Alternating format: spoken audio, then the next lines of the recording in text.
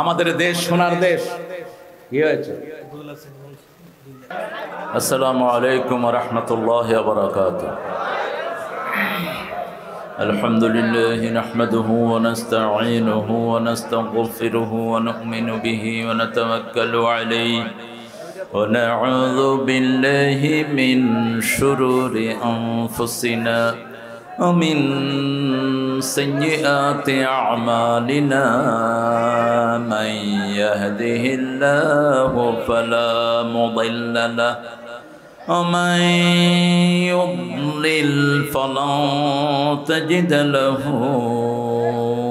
وليا مرشدا ونشهد أن لا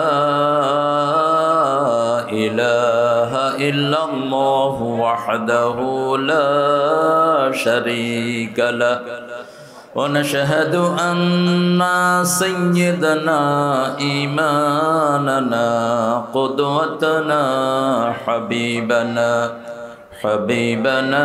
طبيبنا وطبيب أرواحنا محمد الذي أرسله بالحق بشيرا ونذيرا وداعيا إلى الله بإذنه وسراجا منيرا فقد قال الله تعالى في كلامه المجيد وفرقانه الحميد أعوذ بالله من الشيطان الرجيم بسم الله الرحمن الرحيم إن الله وملائكته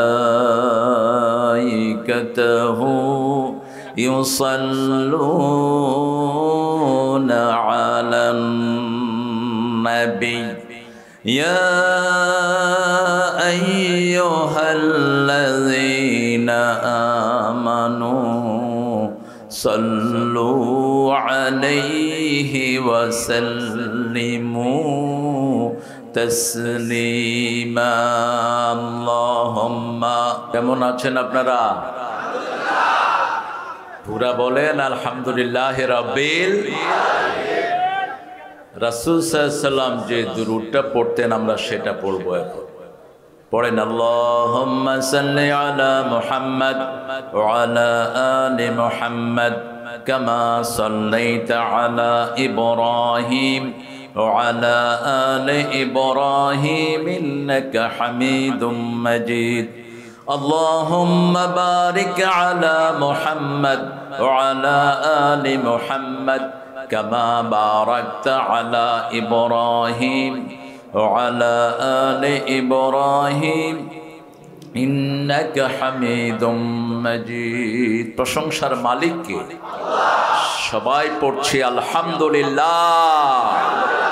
আমরা পড়ছি আল্লাহু আকবার কবীরা আলহামদুলিল্লাহি কাসীরা সুবহানাল্লাহি বুকরাতাও ওয়া আসীলা সুবহানাল্লাহি ওয়া বিহামদিহি আদাদা খালকিহি ওয়া রিদা নাফসিহি ওয়া জিনাতা আরশিহি ওয়া মিদাদা কালিমাতিহি লাকাল হামদ বিল কুরআন لك الحمد بالإسلام لك الحمد بأسمائك هو لك سميت به نفسك لك الحمد يا رب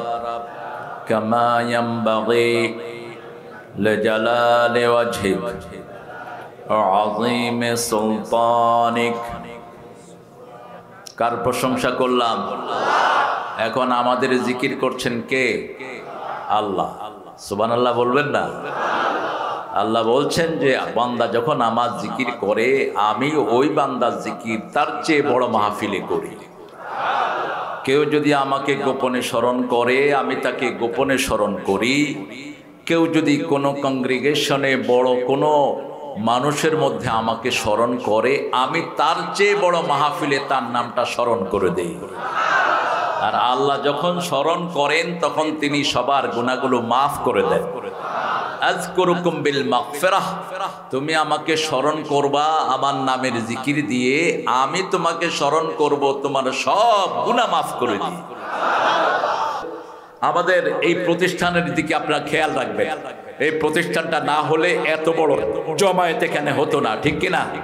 সেজন্য এই প্রতিষ্ঠান যাতে জীবিত হতে পারে সেদিকে আমরা খেয়াল রাখবো।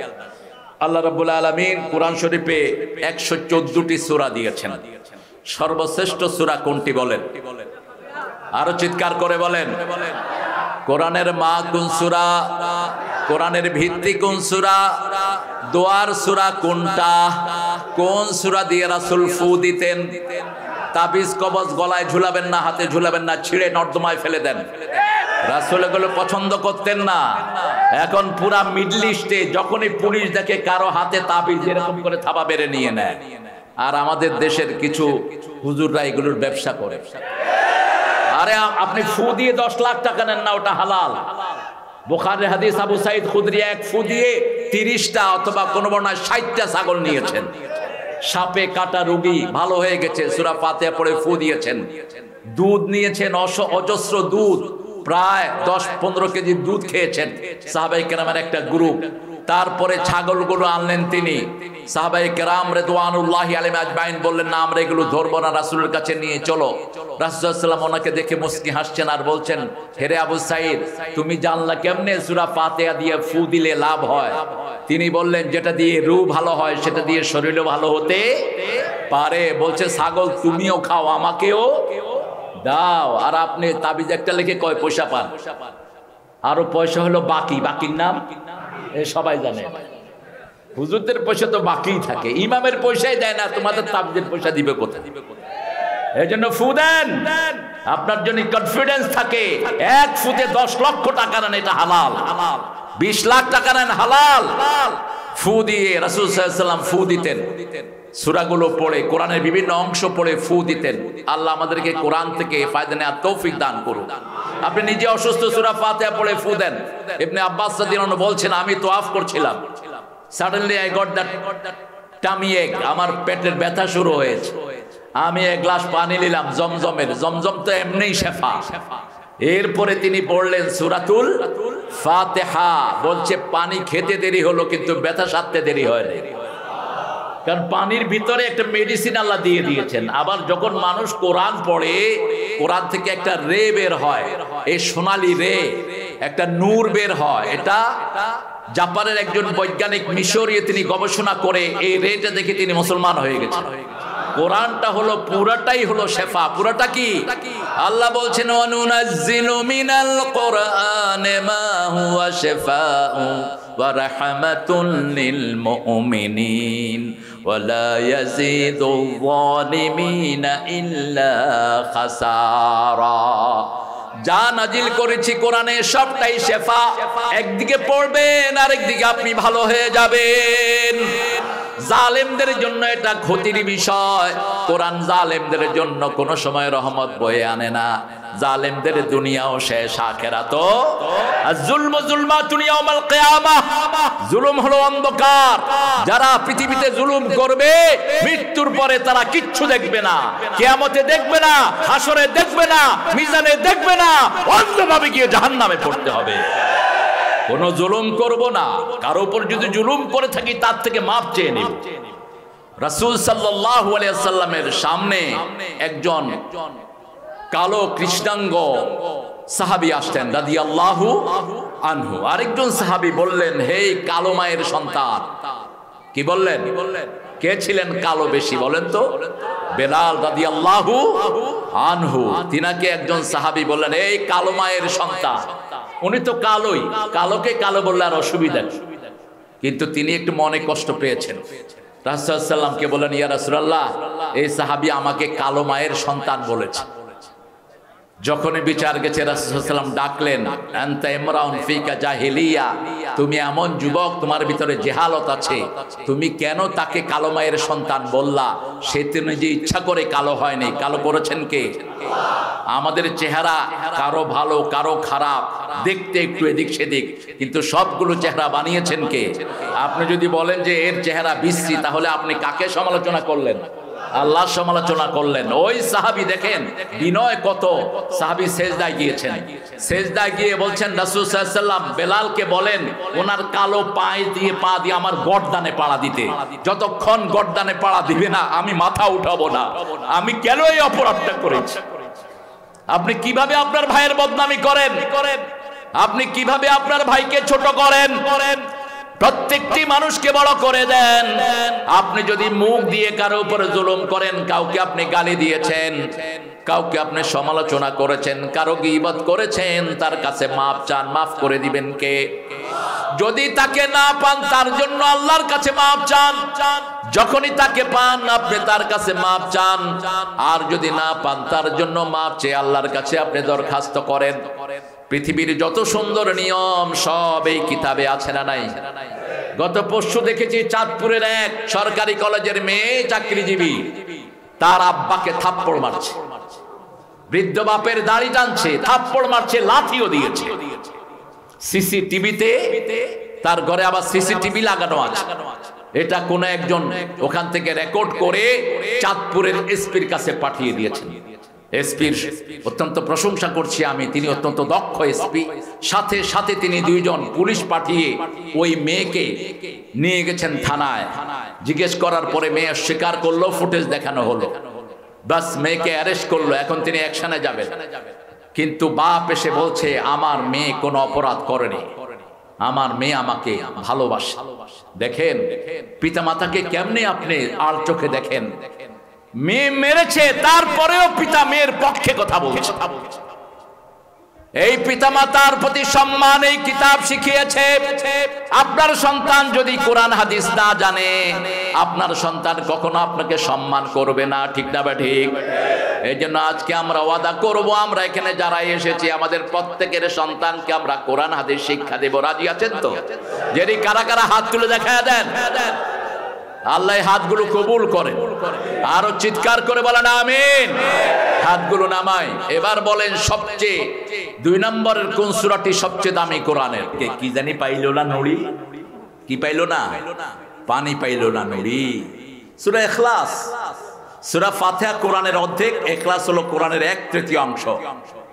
আল্লাহর একাত্মবাদ, তাওহীদ, যারা তাওহীদ মানে তাদের সব ঠিক, জান্নাত ঠিক, দুনিয়া ঠিক, আখিরাতেও ঠিক। আল্লাহর পরিচয় ছোট্ট একটা সূরাতে আল্লাহ দিয়েছেন।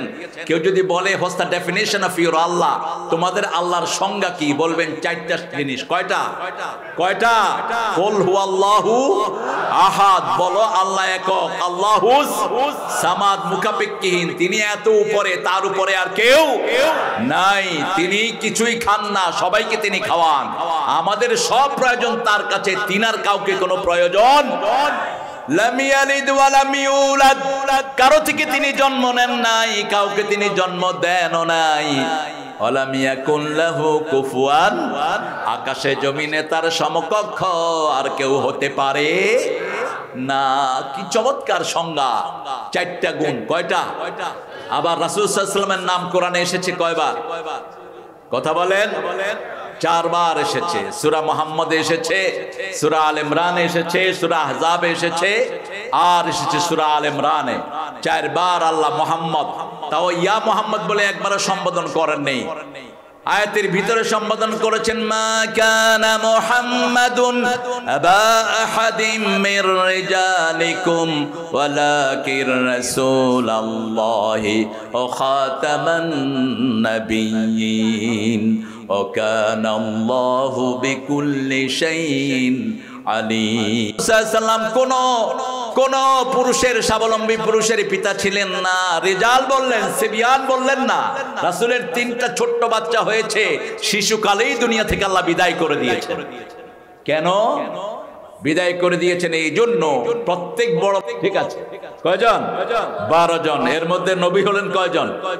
2 জন। একজন মা হাজেরার ঘরে, আরেকজন কার ঘরে? সারার ঘরে। এই সারা রাদিয়াল্লাহু আনহা, সারার ঘরে হলো ইসহাক আলাইহিস সালাম। পৃথিবীর যত নবী সব এই বংশে, ইব্রাহিম আলাইহিস সালামের বংশে। এই জন্য কেউ যখন দুরুদ ইব্রাহিম পড়ে, ইব্রাহিম আলাইহিস সালামের নাম দিয়ে দুরুদ পড়ে, সব নবীদের উপর সওয়াব চলে যায়। এটা পরিপূর্ণ একটি দুরুদ, আল্লাহুম্মা সাল্লি আলা মুহাম্মদ ওয়া আলা আলি মুহাম্মদ, এইভাবে পড়বেন। আল্লাহ রাব্বুল আলামিন চতুর্থ না তৃতীয় নাম্বার সূরা করলেন সূরা কাউসার। এটা কোরআনের 1/4 যে একবার সূরা কাউসার পড়বে কোরআনের 1/4 সওয়াব পেয়ে যাবে। ধারাবাহিকভাবে 3টা দামি সূরাই আমাদেরকে আল্লাহ উপহার দিয়েছেন। সূরা ফাতিহা পারে না দুনিয়াতে এমন কোন মুসলমান, একজন মুসলমানও নাই এরকম যিনি সূরা ফাতিহা পারেন না। তবে যারা মসজিদে যায় না তাদের মধ্যে গন্ডগোল থাকতে পারে, কিন্তু মসজিদে গেলে এই সূরাটা উপহার দেন কে? আপনি যে কোনো মুসল্লিকে জিজ্ঞেস করেন মসজিদে গিয়েছে, এই সূরা পারে কিনা, পড়তে পারবে কিনা? পারবে। সূরা ইখলাস পারবে কিনা? পারবে। সূরা কাউসার পারবে কিনা? একবার পড়লে মুখস্থ হয়ে যায়। একটা সূরা আল্লাহ রাব্বুল আলামিন দিলেন, সূরাটার নাম হলো সূরা নামল। কি নাম? নামল অর্থ কি বলেন? নমল মানে পিপলা। নূহ আলাইহিস সালামের নৌকায় সর্বপ্রথম যে প্রাণী উঠেছিল ওটার নাম কি? কি নাম? পিপলা। আর সর্বশেষ যে প্রাণীটি ওনার নৌকায় ঢুকেছেন সেই প্রাণীর নাম কি? গাধা। কি নাম? গাধা। দিনের মাহফিলে বলেছিলাম, মনে নাই আপনাদের? মনে থাকে না? গাধার লেজ ধরেছে আবার শয়তান। গাধার অর্ধেক নৌকায় আর অর্ধেক বাহিরে। এখন নূহ আলাইহিস সালাম বলছেন, আল্লাহ গাধা ভিতরে ঢুকতেছে না। তখন গাধাকে বলল, এই গাধা তোমার কি হয়েছে? গাধার কথা, গাধা শিকায়ত করলো, কে জানি পিছের থেকে আমাকে টেনে ধরছে। তো নূহ আলাইহিস সালাম জিজ্ঞেস করলেন, তুমি কে গো? বলছে, আমি মিস্টার ইবলিস। মিস্টার ইবলিস। এখানে অবশ্যই ইবলিস আসে নেই। কি বলেন? মানুষ আছে যেখানে, ইবলিস আছে সেখানে। রাসূল সাল্লাল্লাহু আলাইহি ওয়াসাল্লামের নামাজে গন্ডগোল পাকিয়ে দিয়েছেন একবার ইবলিস। জিন। রাসূল নামাজে দাঁড়িয়েছেন, সূরায় প্যাঁচ লাগিয়ে দিয়েছে। রাসূল গলা ধরে নামাজ শেষ করলেন। শেষ করে বললেন, আমার ভাই সুলাইমান আলাইহিস সালাম যদি দোয়া না করতো আমি তোরে মেরেই ফেলতাম। সুলাইমান আলাইহিস সালামের বরকতে আমি তোকে ছেড়ে দিলাম। এই জন্য 5 ওয়াক্ত নামাজেই রাসূল পড়তেন, আউযু বিল্লাহি মিনাশ শাইতানির রাজিম, বিসমিল্লাহির রহমানির রহিম। সব নবীরা দুশমন থেকে বাঁচার জন্য আশ্রয় চাইতেন কার কাছে? আল্লাহর চেয়ে বড় আশ্রয় আমাদের আর কেউ নাই। সূরা নমলের ভিতরে আল্লাহ রাব্বুল আলামিন সূরা বাকারার মতো কিছু আয়াত দিলেন। সূরা বাকারায় যেরকম ভাবে নামাজের কথা এসেছে, রোজার কথা এসেছে, যাকাতের কথা এসেছে, হজের কথা এসেছে, শুরুতে আল্লাহ রাব্বুল আলামিন বলছেন কারা হেদায়েত পাবে। আবার সূরা বাকারাও শুরু হয়েছে হেদায়েত দিয়ে, যালিকাল কিতাবু লা রাইবা ফি হুদাল লিল মুত্তাকিন। কারা হেদায়েত পাবে? আপনারা হেদায়েত চান তো? দোয়া সারা জীবনের নামাজের একটি সারাংশ, ইহদিনাস সিরাতাল। আমরা হেদায়েত চাই, হেদায়েত ছাড়া কেউ বাঁচতে পারে? সারা পৃথিবীর মানুষ প্রত্যেকটি মুহূর্তে তার হেদায়েত দরকার। কি দরকার? হেদায়েতের আরবি হলো হেদায়েত, আর ইংরেজি হলো গাইডেন্স, আর বাংলা কি? সরল পথ। কি পথ? সরল পথ, সিধা রাস্তা। আল্লাহ বলছেন আমি কাকে হেদায়েত দিই জানো? সূরা আল ইমরানের 201 নম্বর আয়াত আল্লাহ বলছেন, আমাইয়া আতাসিম বিল্লাহি ফাকাদ হুদিয়া ইলা সিরাতিম মুস্তাকিম। কেউ যদি আমি আল্লাহকে মজবুত করে ধরে, আমি আল্লাহ তাকে হেদায়েতের রাস্তা দেখিয়ে দেই। আমরা বললাম এই সিরাতুল মুস্তাকিম কাকে বলে? আল্লাহ সূরা ইয়াসিনের ভিতরে বললেন মুহাম্মদ সাল্লাল্লাহু আলাইহি ওয়াসাল্লামের আরেক নাম হলো সিরাতাল মুস্তাকিম। ইয়াসিন পড়েন, ইয়াসিন ওয়াল কুরআনিল হাকীম ইন্নাকা লামিনাল মুরসালিন আলা সিরাতিম মুস্তাকিম। তোমার তো অনেক কষ্ট হয়ে যাচ্ছে। এটা রাসূল করতেন না। এটা হিন্দু, তারপরে আমাদের খ্রিস্টান, এই জাতীয় কিছু জমিদাররা, কিছু মুসলমান জমিদারও আরেকজনকে খাটায়, নিজে উপকার নেয়। এই ছেলেটার বাতাস খাওয়ার দরকার আছে না নাই? তো ও যে আমাকে বাতাস করে ঘামাচ্ছে, ওরে বাতাস করবে কি? হ্যাঁ, মক্কা শরীফে বোধহয় গরম কম ছিল নাকি? মদিনাতে কোন হাদিসে আমি পাইনি রাসূল বলেছেন সাহাবায়ে কেরাম বাতাস করতেছে। এটা করবেন না। খেদমত করবেন, খেদমত নিবেন না। রাসূল খেদমত করতে পছন্দ করতেন, খেদমত নিতেন না, কখনো কাউকে অর্ডারও করতেন না। আনাস রাদিয়াল্লাহু বলছেন, আমাকে একবার ডাকলেন, আমি রাসূলের কাছে গেলাম, তিনি একটা কাজের কথা বলেন, আমি ভুলে গেলাম। আমি মাঠে এসে খেলা শুরু করলাম। রাসূল সাল্লাল্লাহু আলাইহি ওয়াসাল্লাম কিছুক্ষণ অপেক্ষা করে মাঠের পাশে এসে দাঁড়ালেন, এক কোনায় দাঁড়ালেন। আমরা হলে তো চিৎকার করে ডাকতাম, ওই আনাচ্ছা। মেজাজ খারাপ হলেন না বিগড়ায় না? আপনারা ভালো মানুষ, উত্তরবঙ্গের লোকেরা খুবই সুন্দর মার্জিত, আপনারা করেন না। আমাদের ওদিকে নাম বিগড়া, এই মালিক, এই মালিক কিচ্ছু বললেন না, মাঠের কোনায় দাঁড়ানো। আনাস রাদিয়াল্লাহু আনহু রাসূলের দিকে তাকাতেই মনে পড়লো কথাটি, আস্তে করে এসে পেটের কাছে দাঁড়ালেন। রাসূল তার মুখের দিকে তাকিয়ে মুস্কি হেসে দিলেন, মাথায় হাত বুলিয়ে বললেন, আনাস, তোমাকে যেই কাজের কথা বলেছিলাম আমি সেটা নিজেই করে ফেলেছি, তুমি তোমার খেলা শেষ করে নাও। কি সুন্দর ব্যবহার! আর আমাদের স্কুলগুলোতে বাচ্চাদেরকে বেধড়ক পিটায় আছে না নাই? মাদ্রাসার হুজুরটা তো আর বললাম না, মাদ্রাসার হুজুরটা পিটায় না, কি বলেন? কথা কয় না? আপনাদের এই ঠাকুরগাঁয়ে এনজিওর এক কর্মী প্রাইমারি স্কুলের বাচ্চার কান কামড়িয়ে ছিঁড়ে ফেলেছে। এই জাতীয় যারা মানুষ খেকো মানুষ, এদেরকে প্রতিষ্ঠানে রাখা উচিত না। প্রতিষ্ঠানের টিচার হবে শান্ত ঠান্ডা মেজাজের, উগ্রতা নিয়ে বাচ্চাকে পড়ানো যায় না। এজন্য টিচার ট্রেনিং যে সমস্ত টিচারের নাই, এরা কখনো বাচ্চাকে পড়ানো উচিত না। আপনারা হেফজখানায় টিচার রাখবেন যারা বাচ্চাদের প্রতি সহনশীল। তবে আমাদের অধিকাংশ হাফেজরাই সহনশীল, আলহামদুলিল্লাহ বলেন। দুই একজন পড়ে মাশাআল্লাহ, বাচ্চাকে এমন পিটায় নিজের লুঙ্গিও থাকে না। খুশি হয়েছে। লুঙ্গি খুললেও তো লম্বা পাঞ্জাবি আছে, আপনাদের তো সাথে এত ছোট, লুঙ্গি খুললে জীবন শেষ। পাঞ্জাবি লম্বা পরবেন, সব সাহাবীরা লম্বা পড়তেন, নবীরা সব কি পড়তেন? লম্বা পড়তেন। আবু হুরায়রা, আবু বকর সিদ্দিক রাদিয়াল্লাহু পাঞ্জাবি ছিল ওনার কাফনের কাপড়। এতটুক রাখবেন যাতে আপনার কাফন হয়ে যায়, কারণ আপনি কোথায় মারা যাবেন এটা আপনি কখনো বলতে পারেন। মাযা তাদরি নাফসুন বিআইয়ি আরদিন তামুত, সূরা লোকমানের শেষ আয়াত। আল্লাহ বলছেন 5টা বিষয়ের জ্ঞান কোন মানুষকে আমি দেই নেই। কখন কি খাবে, মাযা তাকসিবু গাদা, কে জানেন? আল্লাহ জানেন। কোথায় আপনি মরবেন কে জানেন? কিয়ামত কখন হবে কে জানেন? মায়ের পেটে কি আছে কে জানেন? কখন বৃষ্টি হবে কে জানেন? আবহাওয়া অফিস বলে খুব বৃষ্টি হবে, পরের দিন ফাটা ভাঙা রোদ। এরকম হয় না? হয় না? হয়। সব কিছুর একমাত্র জ্ঞান কার কাছে? তবে গায়েব কিছু আমাদের দেশের কিছু হুজুররা জানেন, পীর সাহেবেরা কিছু গায়েব জানেন, আছে না? আহা, কে শিখাবে এদের?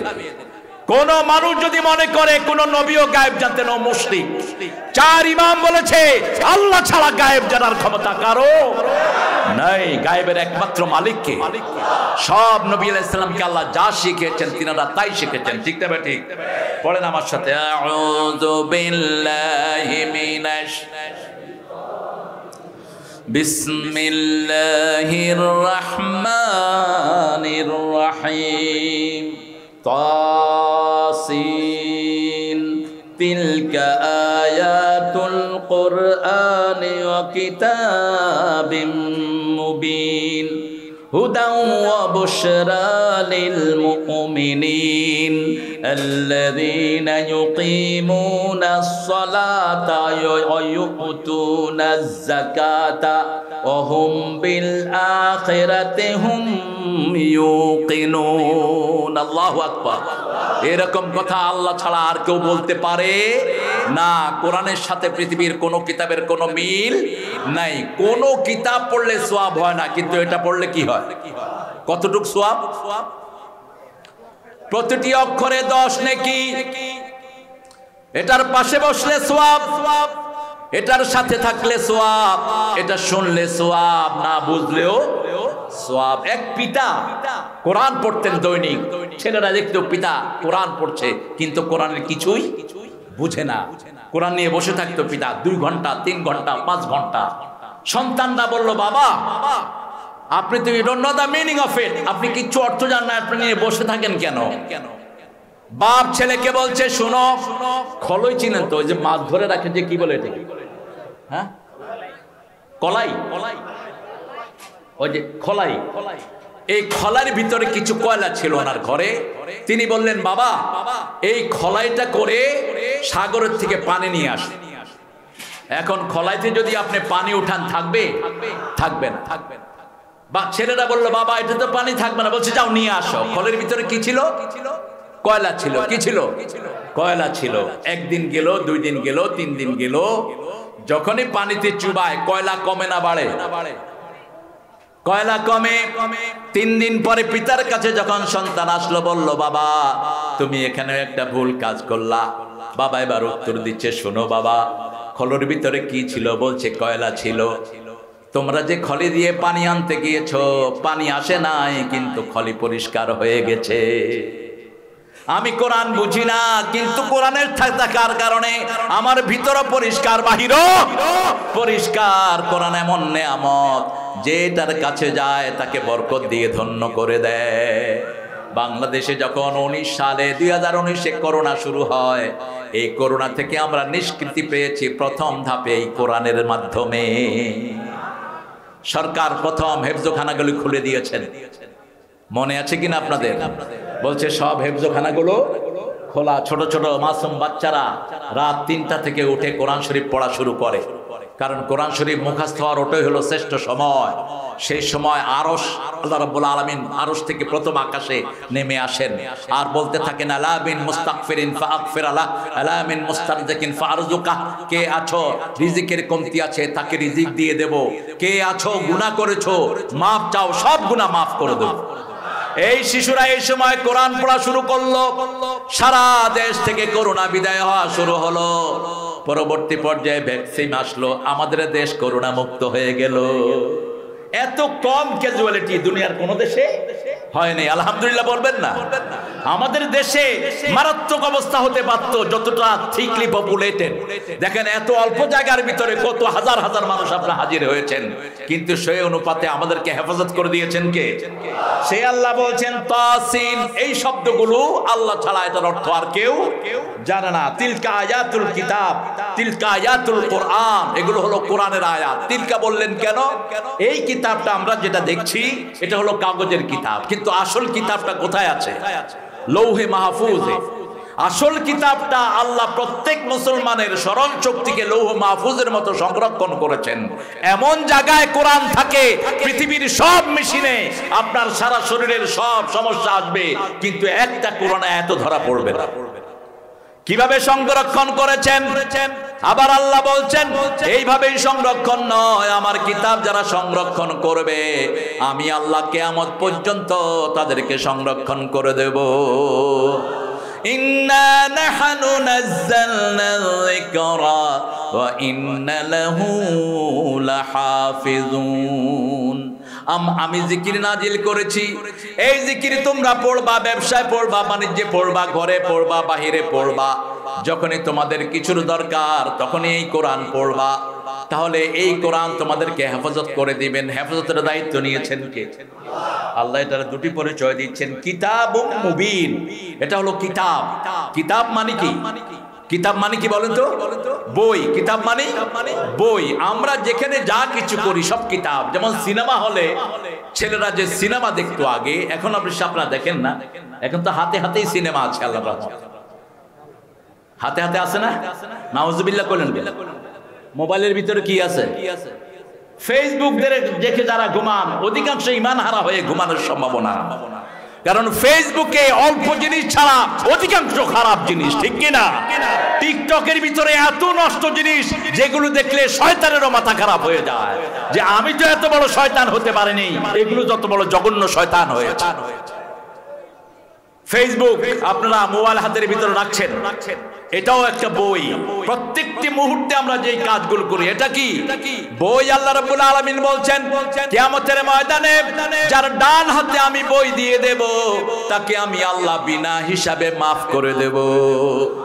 আম্মা মান উতিয়া কিতাবাহু বিয়ামিনিহি ফাসাউফা ইউহাসাবু হিসাবান ইয়াসীরা ওয়া ইয়ানকালিবু ইলা আহলিহি মাসরুরা। কার কথা? যাকে আমি ডান হাতে আমলনামা দিয়ে দেব, বিনা হিসাবে আমি তাকে জান্নাত দিয়ে দেব। রাসূল সাল্লাল্লাহু আলাইহি ওয়াসাল্লাম এখান থেকে আয়াত নিয়ে দোয়া করতেন, পড়েন আল্লাহুম্মা হাসিবনি হিসাবান ইয়াসীরা। এটাকে ব্যাখ্যা করলেন আমাদের জাতীয় কবি, চিনেন তো কি নাম? রোজ হাসরে আল্লাহ আমার করোনা বিচার, আল্লাহ করোনা বিচার, বিচার চাহে না তব দয়া চাহে গুনাহগার, আল্লাহ করোনা বিচার। বিচার যদি করবে কেন রহমান নাম নিলে, ও নামের গুণে তরিয়ে যাব, কেন এ ধ্যান দিলে। দিন ভিখারি হয়ে আমি ভিক্ষা যে দিন চাইব স্বামী, সেদিন শূন্য হাতে ফিরিয়ে দিতে পারবে না কো আর, আল্লাহ করোনা বিচার, আল্লাহ করোনা বিচার। বলেন আমিন। সবচেয়ে বেশি দোয়া করবেন সেজদায়। কখন? সেজদায়। আকরাবুল আবদু ইনদা রাব্বিহি হুয়া সাজিদ। মুসলিম শরীফের বর্ণনা, বান্দা যখন সেজদায় যায় আল্লাহর মধ্যে তার মধ্যে কোনো পর্দা থাকে না, সবচেয়ে বেশি আল্লাহর নিকটে চলে যায়। রাসূল সাল্লাল্লাহু আলাইহি ওয়াসাল্লাম বলছেন ফাকসিরুদ দুআ, এই সেজদায় তোমরা বেশি করে দোয়া করো। মা আয়েশা বলছেন রাসূল সাল্লাল্লাহু আলাইহি ওয়াসাল্লাম কখনো কখনো এত লম্বা সেজদা দিতেন, জানান্তু কাবেদাত রূহা, আমি ধারণা করতাম তিনি সেজদায় মারা গিয়েছেন। আমি তার পায়ের আঙ্গুলে চিমটি খেতাম, তিনি পা নাড়াতেন, তখন আমার মনে হতো রাসূল সাল্লাল্লাহু আলাইহি ওয়াসাল্লাম এখনো দুনিয়ায় জীবিত। তিনি একবার সেজদায় গিয়ে কাঁদছেন আর বলছেন আল্লাহুম্মা হাসিবনি হিসাবান ইয়াসীরা। মা আয়েশা রাদিয়াল্লাহু আনহা শুনে বললেন ইয়া রাসূলুল্লাহ গফিরাল কামা তাকাদ্দামা মিন যামবিকা ওয়া মা তাআখার, আপনার আগের পরের সব গুনাহ আল্লাহ maaf করে দিয়েছেন। সূরা ফাতিরের শুরুতে আল্লাহ সেই সুসংবাদ রাসূলকে দিয়েছেন। কেন আপনি এত কষ্ট করে করে আপনি সেজদায় থাকতে থাকতে আপনার চোখ ফুলে যায়, চোখের পানিতে দাড়ি মোবারক ভিজে যায়, দাঁড়িয়ে থাকতে থাকতে পায়ের গোড়ালি ফুলে যায়, কেন এত কষ্ট করে করে আপনি আল্লাহর কাছে মাপ চান? তিনি মুস্কি হেসে বলছেন আয়েশা রে, আমি কি আল্লাহর কৃতজ্ঞ গোলাম হব না? কৃতজ্ঞতা প্রকাশের জন্য এইভাবে আমি আল্লাহর কাছে মাপ চাই। বলছে আপনার তো সব গুনাহ মাপ। রাসূল সাল্লাল্লাহু আলাইহি ওয়াসাল্লাম বলছেন আল্লাহ আমাকে মাফ করে দিয়েছেন, সেটা আমি জানি। আল্লাহ যেন কিয়ামতের ময়দানে বিনা হিসাবে আমার উম্মতকেও মাফ করে দেন, সেই জন্যই আমি দোয়া করতে থাকি।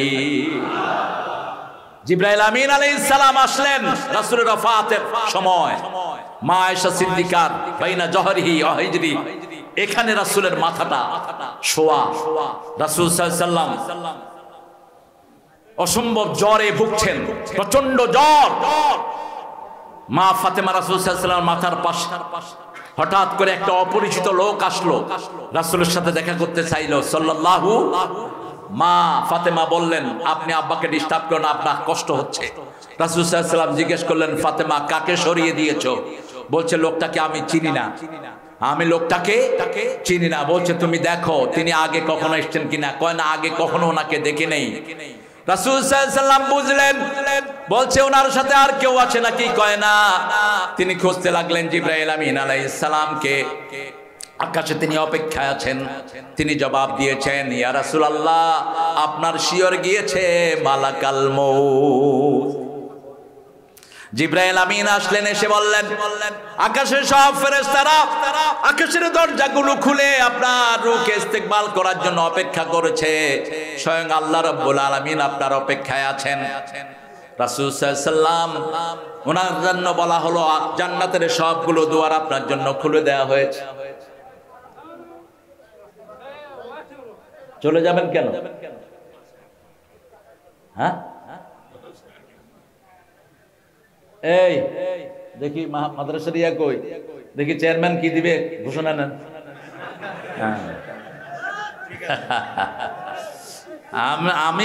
আমি থাকলে আমার মেহমানরাও থাকবে, কি বলেন?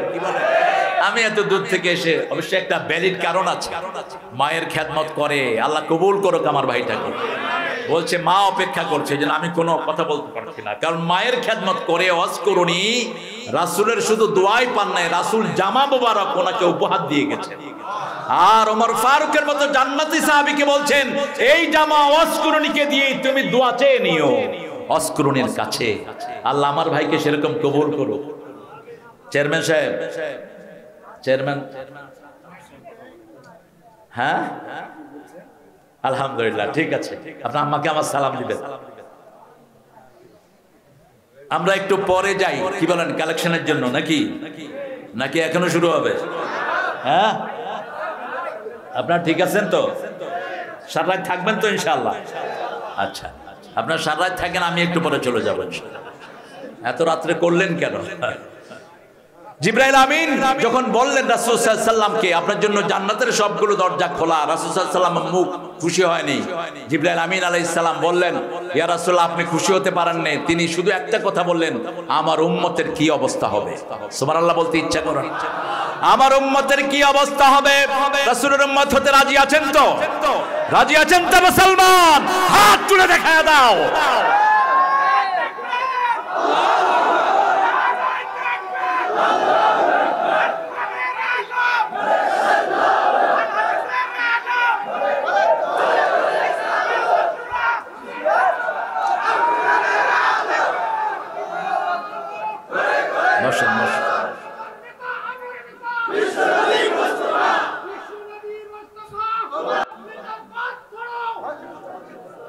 বিশ্বনবীর পথ ধরো। আলহামদুলিল্লাহ, দেখেন আমাদের দেশ এত সুন্দর একটা দেশ, এই দেশেও রাসূলের বিরুদ্ধে কথা বলে এরকম বেয়াদব আছে না নাই? ও যেটা কথা বলছে ইদানিং কালে, ও যেন বাংলাদেশে ঢুকতে না পারে। তুমি মনে রাখো, বাংলাদেশে তসলিমা নাসরিন জীবনেও ঢুকতে পারবে না। দাউদ হায়দারের মতো বেয়াদবের জায়গা বাংলাদেশে হয় নাই। রাসূলের বিরুদ্ধে যারাই কথা বলবে, বাংলাদেশের মাটি তাদের জন্য হারাম করে দেওয়া হবে। আমরা রাসূলের উম্মত হয়ে বাঁচতে রাজি আছি তো? 5 ওয়াক্ত নামাজ পড়তে রাজি আছেন তো? পিতা মাতার সম্মান করতে রাজি আছেন তো? প্রতিবেশীর হক দিতে রাজি আছেন তো? সব ভালো যেখানে আমার নবী পৃথিবীর যতগুলো মেনার তিনিই শিখিয়েছেন, সুবহানাল্লাহ বলে। তিনি মলিন মুখ বলছে আমার উম্মতের অবস্থা কি। জিবরাইল আমিন আলাইহিস সালাম বললেন আল্লাহ রাব্বুল আলামিন ওয়াদা দিয়েছেন আপনার উম্মতদেরকে সবার আগে জান্নাত দিয়ে দিবে। আপনার কোন উম্মতকে জান্নাত ছাড়া আল্লাহ রাখবেন?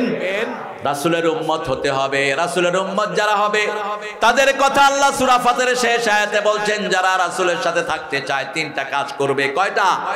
মুহাম্মাদুর, পড়েন, মুহাম্মাদুর রাসূলুল্লাহ ওয়াল্লাযীনা মাআহু আশিদ্দাউ আলাল কুফফারি রুহামাউ বাইনাহুম তারাহুম রুকআ সুজদান ইয়াবতাগুনা ফাদলাম মিনাল্লাহি ওয়া রিদওয়ানা সীমাহুম ফি উজুহিহিম মিন আসারিস সুজুদ। আল্লাহু আকবার। আপনাদের ঘুম আসতেছে না? একটু জোরে বলেন আল্লাহু আকবার, আল্লাহু আকবার। এটার চেয়ে বড় অস্ত্র আমাদের একটাও তোমরা জানবানো, আমরা আল্লাহু আকবার বলে ময়দানে নামবো, ঠিক কি না? অস্ত্র চালানোর সময় পাবা না, তার আগে হাত অবশ হয়ে যাবে। বলেন আল্লাহু আকবার। মুহাম্মাদুর রাসূলুল্লাহ। মুহাম্মদ কার রাসূল? কে বলছেন? কে বলছেন? যত জায়গায় মোহাম্মদ বলেছেন, 3 জায়গায় আল্লাহ বলেছেন মোহাম্মদ আমার রাসূল। এক জায়গায় বলেছেন আমিনু বিমা নুজিলা আলা মুহাম্মদ, মুহাম্মাদের উপর যা নাজিল করেছি সবটার উপর ঈমান আনো। সুবহানাল্লাহ। সূরা মুহাম্মদ এটা বললেন। আর 3 জায়গায় বললেন মুহাম্মাদুর রাসূলুল্লাহ, মা কানা মুহাম্মাদুন আবা আহাদিম মির রিজালিকুম ওয়ালাকিন রাসূলুল্লাহি ওয়া খাতামান নাবিয়্যিন। আবার বলেছেন সূরা আল ইমরানে, ওমা মুহাম্মদ ইল্লা রাসূল কাদ খালাত মিন ক্বাবলিহি রাসূল। মুহাম্মদ ছিলেন রাসূলদের অন্তর্ভুক্ত। কেন রাসূলকে বারবার রাসূল বলে সার্টিফিকেট দিচ্ছেন? কারণ ইহুদিরা বলল মুহাম্মদ সাল্লাল্লাহু আলাইহি ওয়াসাল্লাম রাসূল ছিলেন না। নাউজুবিল্লাহ বলেন। ইহুদিরা প্রচার করছে, ইহুদিদের ভাঙন শুরু হয়েছে, মুসলমান ইসরায়েলিতে ঢুকে পড়েছে। যে কোনো সময় এই ইসরায়েল মুসলমানদের হাতে আসবে। রাসূলের ভবিষ্যৎবাণী কিচ্ছু করতে পারবা না। সারা পৃথিবীর সবচেয়ে সুরক্ষিত দেশ তোমরা বানিয়েছো, কিন্তু মুসলমানদেরকে সুরক্ষা করেন আল্লাহ। যখন তারা ওই যে গ্রেনেড হামলা করলো, দেখতেই পারলো না তাদের এই সুরক্ষা, কোন রাডারে ধরা পড়লো না। 20 মিনিটে মুসলমান 7000 ক্ষেপণাস্ত্র ফেলেছে ইসরায়েলের ভিতরে। ক্যাজুয়ালিটির সংখ্যা মাত্র 600। কিন্তু ইহুদিরা স্বীকার করে না, ইহুদিরা মিথ্যু। যে যার হুকুমে মুসলমানদের উপর আক্রমণ হতো, মুসলমানরা ভিতরে ঢুকে ওই জানোয়ারটাকে ধরে গাজায় নিয়ে আসছে। দেখলাম তার হাতে বিভিন্ন রকমের অস্ত্র দিয়ে তাকে শাসানো হচ্ছে, তাকে শায়েস্তা করা হচ্ছে। মুসলমান যখনই আল্লাহর উপরে তাওয়াক্কুল করে বের হয়, মুসলমানদের রাস্তা সুগম করে দেন কে? আরো জোরে বলেন।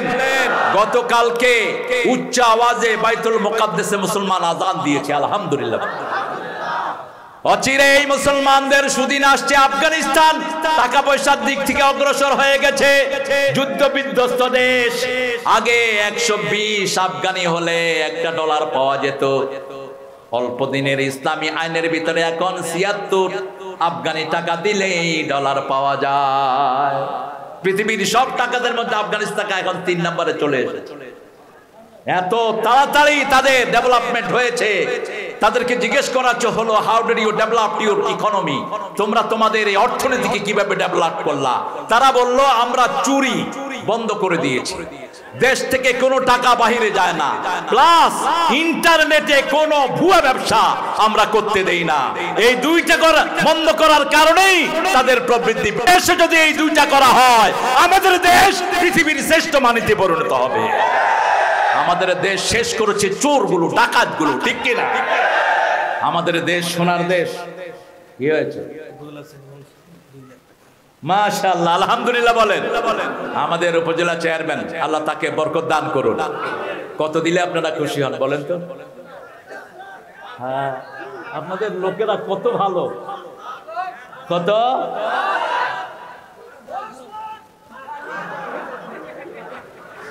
তুই রিক্সা চালায় যদি একটা কলা খাতি, তুই আঙ্গুল দিয়ে ঠেলা দিলে পুলিশ উড়ে যেত। কারণ রিক্সাওয়ালাদের মতো ভারো শরীর দুনিয়ার কোনো বীরেরও নেই। এই যে সারাদিন এই যে এরকম করে রিক্সা চালায়, এদের শক্তি সবচেয়ে বেশি হয়। কিন্তু 2 ঘন্টা রিক্সা চালায়া 15 মিনিট বাস হাড্ডির ক্যালসিয়াম শুকায়া, এরপরে বুড়া বয়সে শুরু হয়ে এরকম করে কলা খাও। সস্তা না মাঙ্গা। জান্নাতের প্রথম খাওয়া কি বলেন তো? না, প্রথম খাওয়া বড়ই। প্রথম কি? বড়ই। কোন সূরায় আছে? সূরা ওয়াকিয়া, ফি সিদরিম মাখদুদ ওয়া তালহিম মানদুদ। কান্দি কান্দি বড়ই খাবেন। কেন বড়ই খাবেন? বড়ের ভিতরে রোগ প্রতিরোধ ক্ষমতা সবচেয়ে বেশি, বড়ই ফুলের দাম সবচেয়ে বেশি, বড়ই মধুর দাম সবচেয়ে বেশি। সিডর বলা হয়, সিদরাতুল মুনতাহা। আবার এই বড়ই গাছের মতো একটা গাছই আল্লাহর আরশের নিচে আছে, 7 আসমানের উপরে। সেই গাছের পাতার ভিতরে প্রত্যেকটা মানুষের নাম লেখা আছে। তার যখন হায়াত শেষ হয়ে যায়, 40 দিন আগে ওই গাছ থেকে পাতাটা ছিঁড়ে তার রিজিকের উপর পড়ে যায়। বাস জিবরাইল আমিন আলাইহিস সালাম, ওই যে ফেরেশতা যিনি মালাকুল মউত, ওনাকে আজরাইল হিসেবে আমরা চিনি, হাদিসের নাম এটা না। এই মালাকুল মউত তখন টের পায় যে ইনার হায়াত শেষ হয়ে আসছে, কিন্তু কখন জান কবজ করবে এটা একমাত্র কে জানেন? কে জানেন? এক মুহূর্ত আগেও এই মালাকুল মউতের জানার কোনো ক্ষমতা সব আল্লাহর কাছে রেখেছেন। নির্দেশ দেওয়ার সাথে সাথেই কুন বলার আগেই ফায়াকুন হয়ে যায়। আমরা যেন নেককার হিসাবে দুনিয়া থেকে যেতে পারি, আল্লাহ তৌফিক দান করেন। প্রথম খাবেন বড়ই, তারপরে খাবেন কি?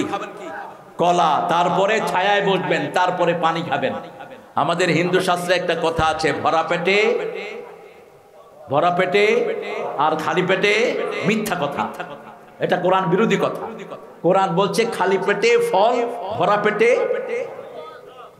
আগে ফল খাবেন, গোস্তের আগে ফল, আগে কি? ফল।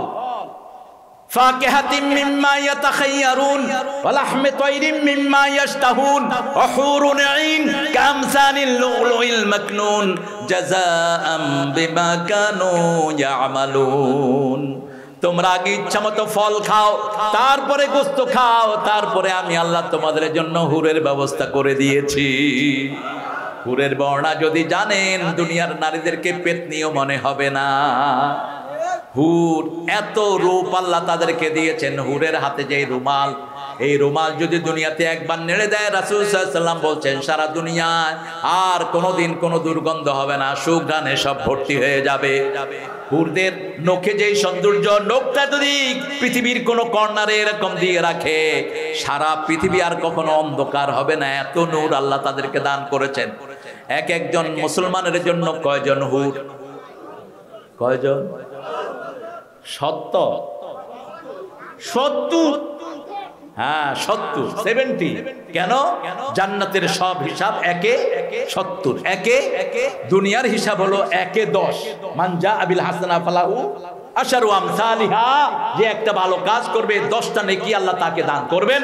কিন্তু জান্নাতের হলো একে 70, একে কি 70। সে আল্লাহ রাব্বুল আলামিন বলছেন, এই কিতাবকে আমি তোমাদের জন্য প্রকাশ্য বানিয়েছি, প্রথম বানিয়েছি হুদা হেদায়াত ওয়া বুশরা লিল মুমিনিন। মুমিনদের জন্য এটা সুসংবাদ।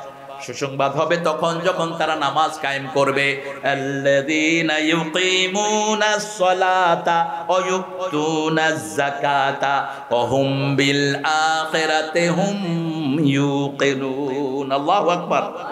কি সুন্দর কথা!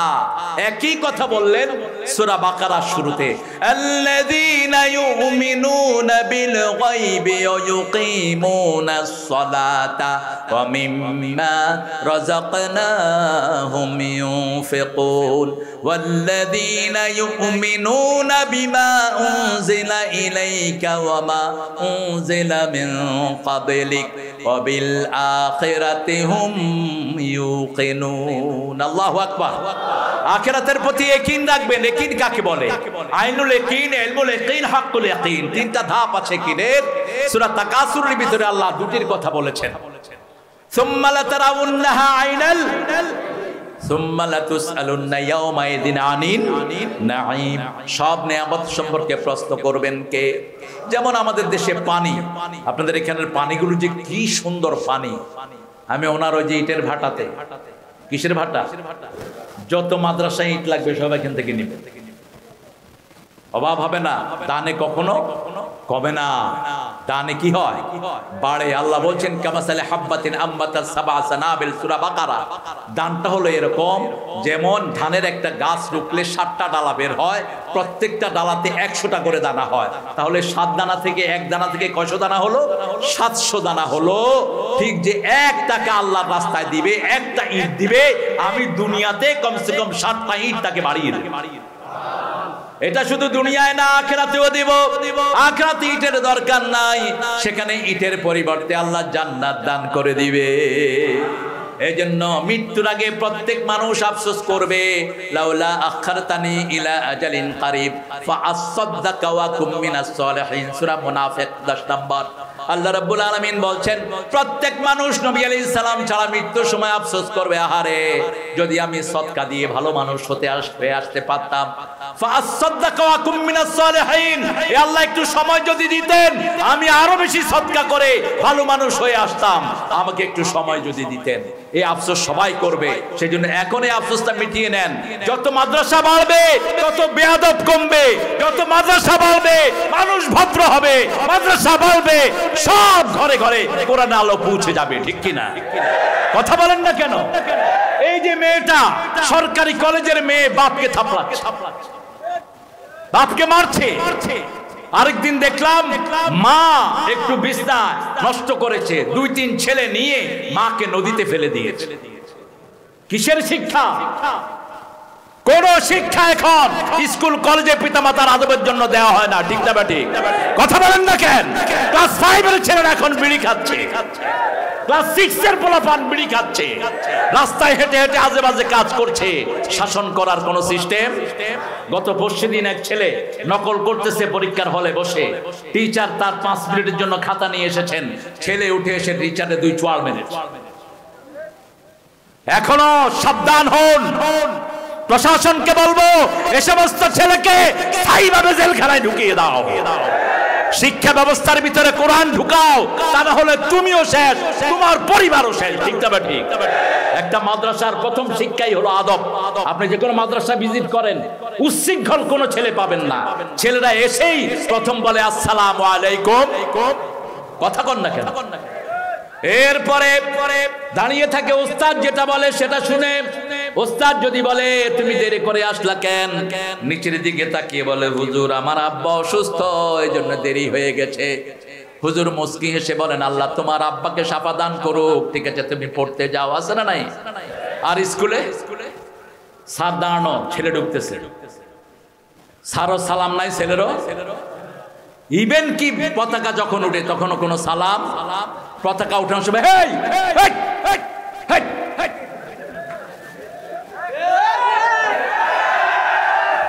এখন আমি